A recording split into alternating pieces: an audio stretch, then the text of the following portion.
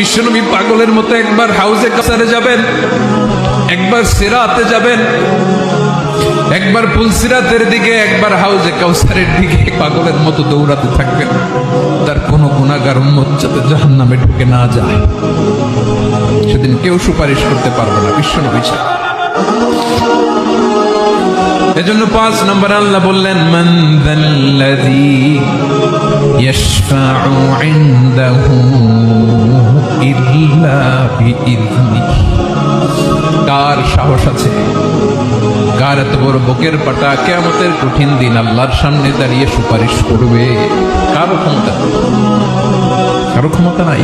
বিশ্বনবী সেদিন সিজদায় পড়ে উম্মতের জন্য কাঁদবেন, সবাই কাঁদবে, নফসি নফসি, আল্লাহ আমারে বাঁচাও, আল্লাহ আমারে বাঁচাও। বিশ্বনবী বলবেন, উম্মতি উম্মতি।